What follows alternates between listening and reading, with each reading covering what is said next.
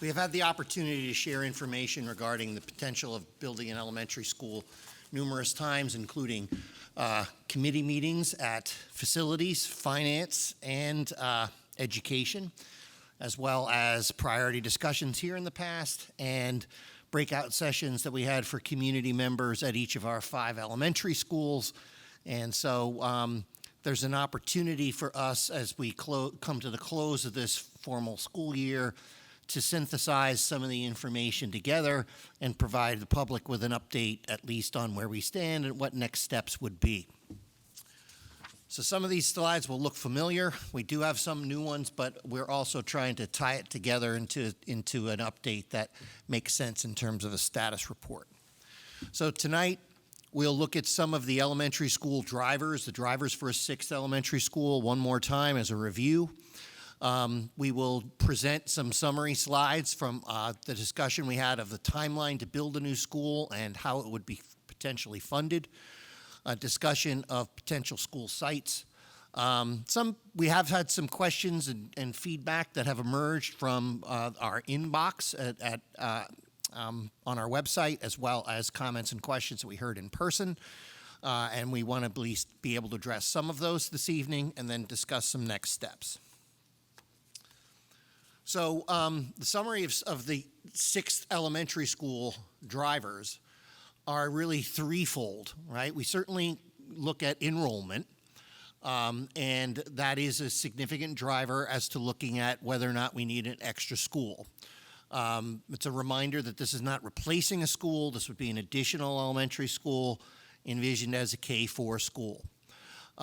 So we have looked at our current enrollments. We'll summarize some of that this evening. It's more than that, though, and this came up in our Finance Committee meeting in the prior, just an hour or so ago. We're also looking at changing program needs that have demands for classroom spaces that we did not experience previously. We'll do a short review of that, as well as the discussion of full-day kindergarten, which we do not currently provide, as we all know, and is being increasingly provided to all students in public schools across the state. This is a summary slide that tracks overall elementary enrollment only. And it does point out, was shared, that we did have a peak enrollment just prior to the pandemic. And there has been a resurgence of that enrollment that is seeking to increase to close to that prior level in the near 5 outcome. When we look at that across our elementary schools, we are seeing a significant difference among our elementary schools, looking at over 100, about 110 students at Valley Forge more than the next most populated school, New Eagle, and that is projected to maintain for the near 5-year projection. As well as extend into the 5-year projection, past that. And beyond that, 2 schools, Beaumont and New Eagle, are also pushing the point where we have to start to make program compromises that we wouldn't choose to make due to their enrollments as well. And space is not currently a concern, really, at only 2 of our elementary schools, Devon and Hillside. When we look at how that plays out in terms of our programming needs, we'd be targeting about a 420 to 470 overall enrollment in an elementary school to be able to deliver the program to all of our students with special needs and regular education, and to deliver it in ways where they can have science instruction in labs, where they are able to have their own space in the gymnasium and the libraries, when the specials can be scheduled in a way that don't interrupt their language arts instructional periods. We're able to accomplish these things when we're in that range. When you start to go above that range, we have to make some of those more difficult decisions. And it looks like, at least in terms of the projection, that 3 of our schools will be above that desired range for pretty much the entire time, and 1 school, Valley Forge, will be significantly above that unless some adjustments are made. The second driver to consider in elementary school, as we've mentioned in prior meetings, is our changing program needs, most specifically and notably the number of core classrooms we need for special education students. You can see at the beginning of this period, 11 years ago in 2012, we were using 10 core classrooms for special education across the district, roughly 2 per our 5 elementary schools. And that did increase up to the redistricting year was 2018, and that was increasing. But you can see how sharply it's increased since then, and is also projected to continue to increase to provide the needs, instruction that will meet the needs of all of our students. And just looking at, since the last time we redistricted, that's about a 14 classroom. It's increase in terms of core classrooms that we need. And if you look at the total number of classrooms needed to deliver special education services projected in 2027, which is when the new school would open, it's 26 classrooms, which is a full elementary school in size. So these programs are needed, and we have to provide space for them, and we are currently more and more challenged to do so. We also have had some conversations, some very long discussions and presentations about full-day kindergarten. I won't present all the advantages or disadvantages this evening, but in summary, it allows increased time for learning, support services, creativity, and social growth, to name a few advantages. Certainly, it is expected that if they're not with us the full day, then those kindergarten youngsters will be doing a variety of things, which could range from being at home to being in more traditional daycare centers or different learning environments. So when they're coming into first grade, they are not all in the same place. This would certainly provide a more consistent foundational experience for those students. We certainly then could not necessarily say, well, we're just going to take what we're doing in a half-day kindergarten and times it by 2. We would have the opportunity to sit back and look at, as many districts have, what's really a developmentally appropriate program for 5 and 6-year-old students that would meet their needs, and we'd have an opportunity to redesign that and think about it over the course of a full day. The bullet supports TE families. We've just heard from many families that it's a challenge to not have full-day kindergarten, and it's the significant impact on them, and even a consideration when they choose to live in a district, whether or not that service is available.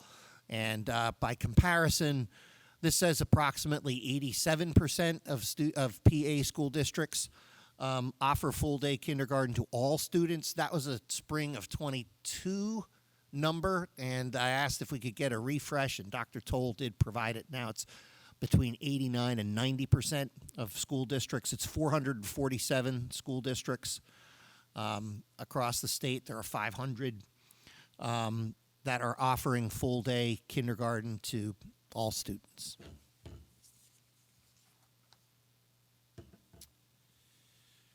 We don't want anyone to think in the community, because we understand the commitment and the generosity and commitment and understanding that the community would provide in order to build that 6th school.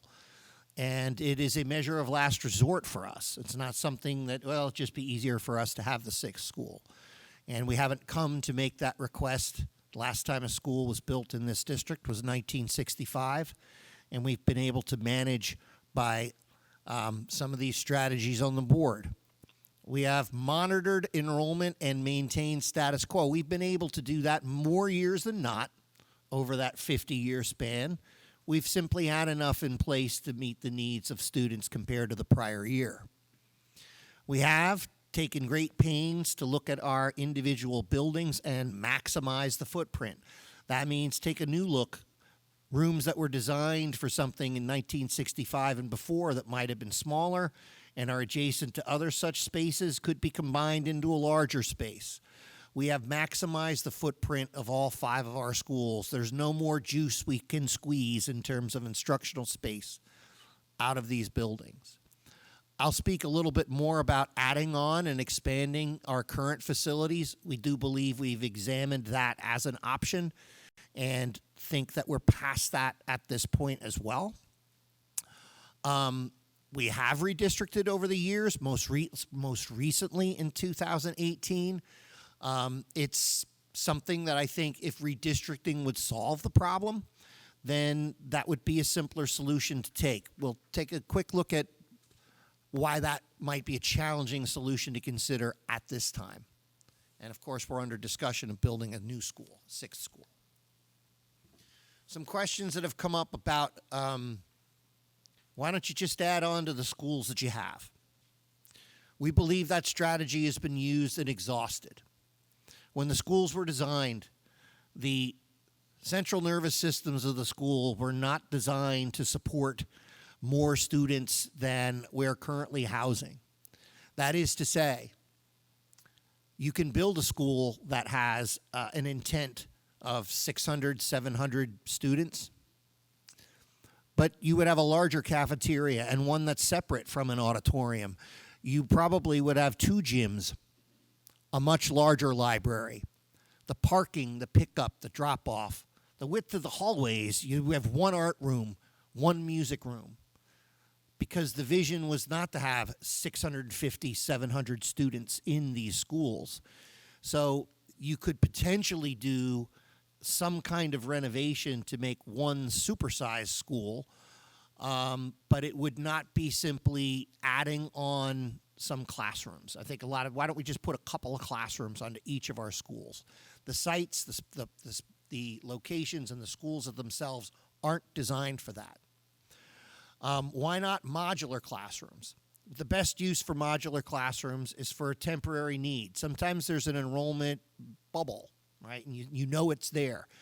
The 2nd grade is super large, but once it moves through, it won't be a problem. Well, in that case, maybe a temporary classroom, a modular classroom, might be something that I think a district could consider.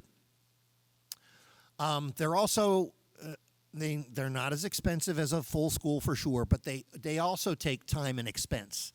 It's about an 18-month lead time to bring in a modular classroom. It requires approvals at the township and variances because we've reached our impervious coverage limit at our sites. And so I do think there's a circumstance when that might be appropriate for schools, but we're not seeing an enrollment need, programming need that's going to dissipate. Another challenge is enrollments have historically fluctuated across attendance areas. We showed slides, and they're available on our website, where one year or one period of 5 years, one of our elementary schools is most populated, and then that shifts. Schools have gone from 1st to 5th and vice versa, and that's without redistricting. So what if you build one large school, and then those shifts still occur? Then you're bringing students from all over the district where they might not live, increasing driver times and such if you're just enlarging one of the schools. It also would be a different experience in that school. And we've sought through our blueprint of instruction for the longest time, which I think is a point of pride of the district, to the extent possible to achieve parity of the educational experience across our schools. It also creates the risk and expenses, and to me this would be the worst case scenario. If you added something to one school and it wasn't as large as a school because we were trying to do some cost reduction, and then later on you still need to build a school, right? Then you'd have an outsized elementary school you'd have paid for, and you'd still have the expense of an extra school, which if you're contemplating full-day kindergarten, you will need, right? The addition to accommodate increased enrollment, programming needs, and full-day kindergarten is about the size of a whole school, not in addition to one of the existing ones. Okay, so when you consider redistricting, one of the things you'd want to look at is what the average enrollment would be if you redrew the lines, right? So we're gonna take the all the elementary students and where they live and redraw the lines so we have an equal number of students in all of our schools. That made sense to do in 2017 and 18, especially because we were able to achieve that just involving 3 of our schools. 2 of them were within the target range already, and 3 of them were out of balance. But you could readjust the lines among those 3. And you really only want to be able to do that, though, if the average that you're going to get, which will be good for a day or less, because students move in and out all the time, isn't the range you want. But if you took the time to redistrict this time, by 2027, all schools would be above the range. And that would carry into the next 5 years.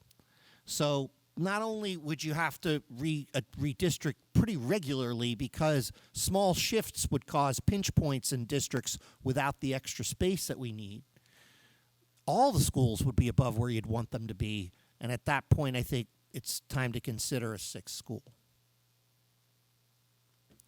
So the advantage of a 6th K-4 school would provide the space for full-day kindergarten implementation should the board choose to move in that direction, as nearly 90% of public schools in Pennsylvania have. It would further the opportunities to individualize instruction and address student needs. We wouldn't be saying we need more core classroom space to meet the needs of our students with the highest needs. I wouldn't say we'd never have to redistrict. There's always shifts. But certainly when you have some cushion of space in each school, you can absorb these population movements in a way that you can't when we're currently at the numbers that we are. I'll say shorter average bus routes. Someone might come and say, my child has a longer route than they did before we made this school, but that would not be on average because in theory, especially if you're able to build the school closest to where the students live, you're going to be able to shorten the routes. And I think that on average, and I think that that's something that is appreciated, and especially in this age when we would like to bring on more drivers than are made available to us. Traffic has been a concern at each of our schools twice a day, to be sure. It certainly not only would the creation of a 6th elementary school pull traffic in a different direction, it's going to decompress the traffic that you're going to see at the existing other 5 elementary schools. It would allow us to feed 3 schools to Valley Forge Middle School and 3 to TE Middle School without splitting one, and also allow some growth for programs that we can't yet envision, for small group meetings or special projects, other initiatives that may emerge. So a question has come about the timeline. The timeline in the packet is an estimate from our design team led by our architects and engineers, projecting 3 years and 9 months as a time to build and get the school in a condition where it can be opened. From the moment that the board gives the green light to start these steps, right? So this is agnostic to that date. There's no dates on this, right? If it starts in April, then it's 3 years and 9 months later, then it would be complete. That's an estimate. It also doesn't start the timeline without site selection. So it assumes that the site has already been selected. If you have to decide on the site and that takes time, or you're taking time through acquisition or even in other places in litigation to acquire a site, you can't start the clock on the 3 year 9 months. You can see that much of that timing is going to be determined or is taken up in planning and approvals, and then the rest of it in the construction period. So we had a discussion in the Finance Committee meeting about how this might be funded. If you take 3 years and 9 months and the board issues an approval to start this process no later than January is actually 3 years and 8 months. It's not that precise. We'd try to make it, right? But it would be tight. But if you decide to build, to start this process after that time, we'd have to add a year onto this. So this assumes really that a decision would be made to start those steps by January. In that case, we would have until the 27-28 school year to be able to do the steps on the prior slide. And then we would need also to grow our ability to pay for not just the construction of that school, but the annual operating cost of that school. The estimated cost of constructing a new school is $55 million. That's from our design team working with an outside firm. Of course, that's an estimate now, and we'll have to continue to be refreshed as long as we move down this process. There's an annual operating cost then associated with running that new school to staff it, from utilities and supplies to completely staffing it, of $7 million. So between the 2023-24 year, which we were discussing at the prior Finance Committee meeting a budget for, and when we get to 27-28, we need to be able to absorb that. Looking at the capital side, it's also pointed out that the construction of a new school will not be the only capital expense between now and that time. So we need to be able to also fund existing projects and well as other capital uses. So when you look at all capital projects planned by the district during that time, actually we're looking at $144 million. And then to fund it, there's $24 million there. We have proposed a plan where we are infusing money into the capital fund at first a rate of $6 million, rising to a rate of $9 million in the 24-25 year to decrease the amount of debt service and the amount of money that would need to be borrowed. If we were able to follow through that plan, that would be a contribution, including this year, of $48 million. So the amount that would need to be financed is approximately $72 million.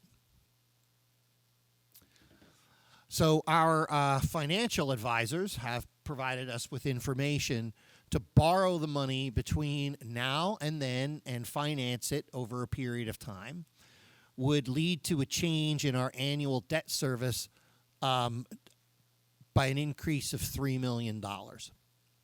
So if you're taking the $55 million cost on this slide and you're wondering what would that mean annually, right? Because we have to borrow that money up front. You can't pay the construction folks on installments, right? They get their money up front. You have to borrow that money up front. And in order to be able to do that, that $55 million becomes $3 million annually. So our budget needs to grow between now and then about $10 million per year to be able to fund and operate that school. And we spent some time in finance, actually many meetings discussing how we might get there. The next slide was provided by our financial advisor and shared at a prior Finance Committee meeting about how that would look in terms of debt structure. The macro strategies that we'd be talking about, how can this be paid for? It's just a moment to look at the big picture. We're building the annual capital contribution up to $9 million as soon as possible. If there are, and I hope there are, savings we're able to realize or extra revenue from the state, if there are actual annual operating surpluses in the meanwhile, that we use those surpluses to increase capital contributions, that means the district needs to borrow less. That will drive down that $3 million annual cost of debt service, assuming current market conditions. And then an advantage is you'd have built the budget to support a $9 million annual capital increase. We haven't needed to spend that when we don't have these large projects in a typical year. So you would be able to continue to replace some of your contribute less to the capital fund, and in exchange for that, use some of that money to trade off against the added $7 million increase to make the incremental tax increases leading up to and after those years, less pressure filled. So we know you haven't decided to build a school yet for sure, but it was also pointed out in the prior meeting that other capital projects would still call for funds beyond what's currently in our balance. So we still need to be considering that capital fund. So in other words, if you make a short-term decision to follow this plan and then later decide not to build a school, the fund balance transfers to capital are still needed for other projects. Discussion turns to school sites. Actually, up to this point, there's been relatively low negative feedback about building a sixth school. A lot of questions and concerns have been raised about where the school would be situated. So I do think that will need to be an area of focus, because until a site selection is made, we can't really start the process of the 3-year, 9-month journey from approval to the actual opening of the school. We've mentioned before, we have 2 sites that are, at least our design team says, are suitable to place elementary schools. One in Berwyn and one in Chesterbrook. We won't talk about it a whole lot, but we do spend a considerable amount of time and have and continue to review other sites, because you have sites, but if a better one comes our way, why wouldn't the board or district consider that option? So that's been an ongoing process as well, and it's not closed. This is a new slide. It's a heat map in terms of population and shows several things. You can see the gray to purple to red to yellow shows an increasing population center. It's hard to see on the screen, but if you're looking at it, in front of you, there are 2 sites with red dots in the center. They are the potential school sites. So if you pretend they're not there for a moment, you'd have, let's see, I don't know, I don't have a laser pointer, so we'll just have to talk through it. You'll have more of our schools located in the south and eastern part of the district in the existing arrangement. That, in theory, it's a strong advantage to building a school closest to where the larger population is, to reduce travel across the district and traffic for everyone, and also shorten the bus ride for the youngsters. So this is an overhead shot of the 738 First Avenue site in Berwyn. Some facts about it. It did formerly house an elementary school.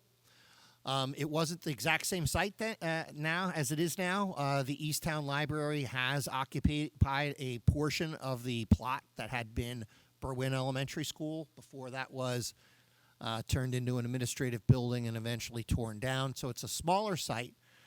A recommended site, it's not a firm law, but a recommended site for size for a site is 15 acres. This would be on the small side at 8.5 acres. It is, in terms of comparing it to that heat map, I'm back for a second.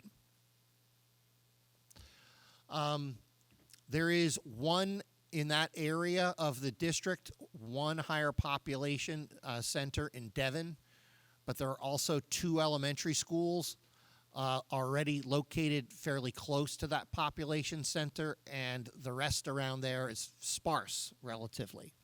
So it's not the more advantageous from a population standpoint. It is, however, flat. It also has 2 access roads, First Avenue and Bridge.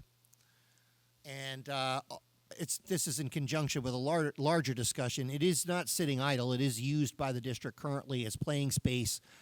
And some folks might say, well, I hear you're building space here. We are, but there's still a fields deficit. and we actually would need both of those spaces to reduce travel time and jam ups for the youngsters when it comes to their athletic performance. So we'd rather not lose those fields, but certainly if we needed to put a school there, we could consider that differently. That's an overhead site at 301 Jefferson Lane in Chesterbrook. Background information on this site. It says granted, it's practically granted. It's technically sold for $1 to the school district for the expressed purpose of building an elementary school when the Chesterbrook development plan got original approval. It was in 1984 that transaction took place, and it was deed restricted. So in other words, the district could not, the idea was to put an elementary school there. It wasn't sold to the district to $1 so that we could sell it to a different developer or some other interest. So there are deed restrictions on the use of that land, but the intent was to provide space for an elementary school because of all the homes that were being built in Chesterbrook. Now, that development coincided with an overall national drop in the school-age populations, so that didn't become necessary or didn't enter the conversation until this time. But certainly Chesterbrook is a driving force in school population. It's 15.4 acres.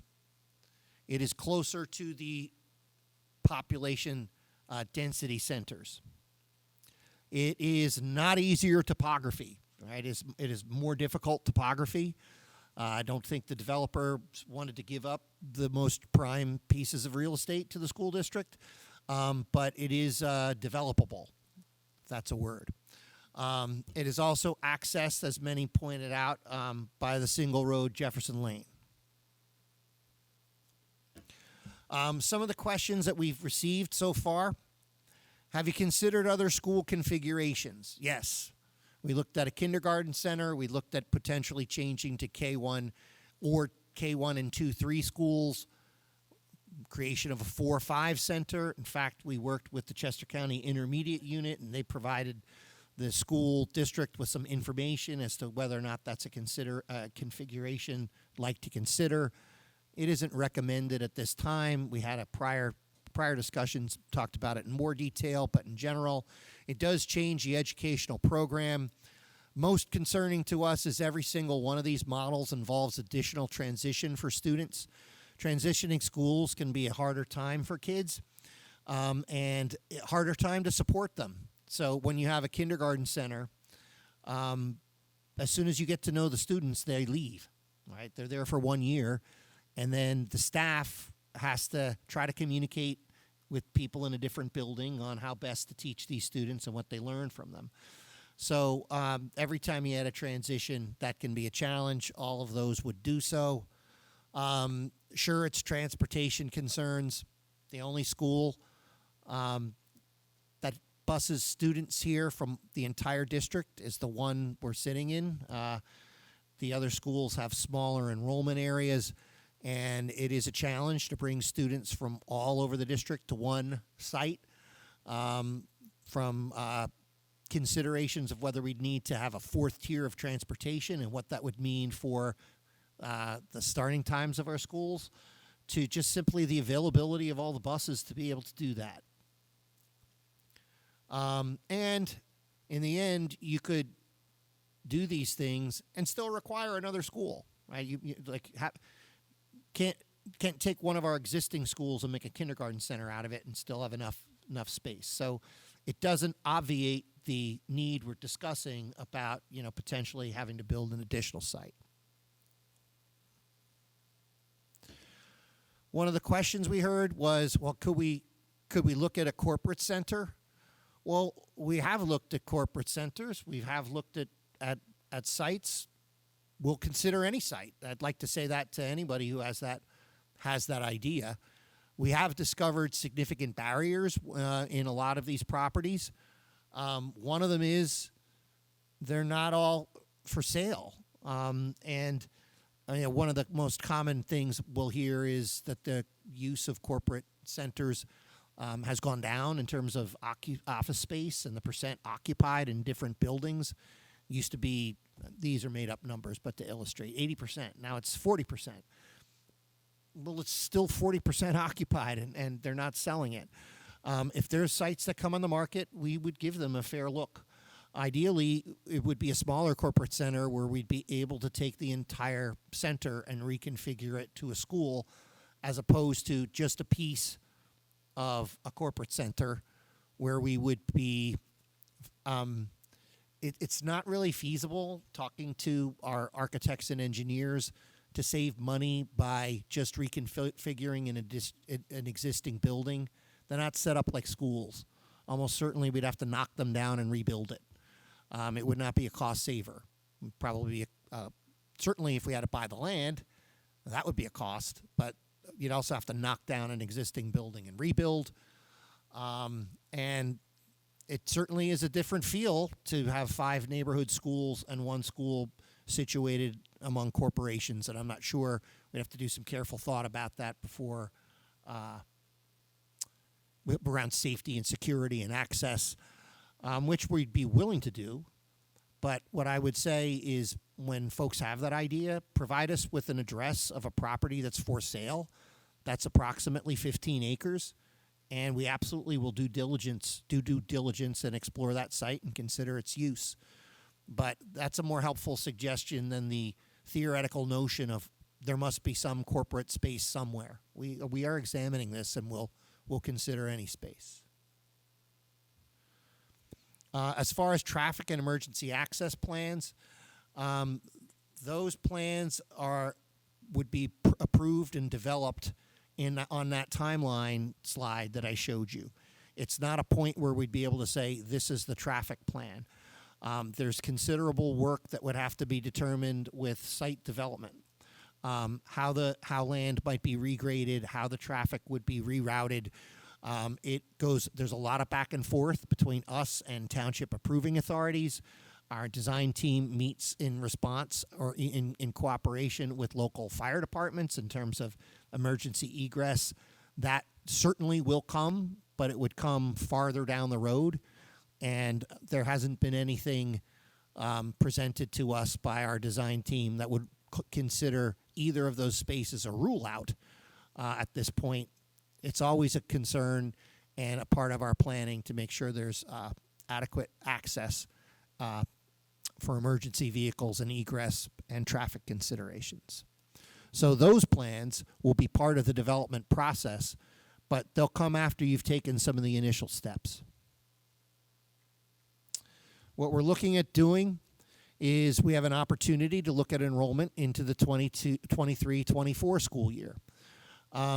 Certainly, if there's a significant decline in elementary enrollment, that might be a time when you'd want to push pause, because you wouldn't want to do that. And in fact, maybe we'd have the space for those programs. My personal feeling is that enrollment drop would have to be significant. If it's similar to what it is now or slightly less, we still don't have the space. They're full. Our schools are full at the moment. Our programming needs are increasing, and you can't even consider full-day kindergarten unless you'd have a significant drop. But we should know what those numbers are, both opening day numbers as well as the October 1 numbers that we provide to our demographer to do these projections. Are useful pieces of information we'll want to monitor.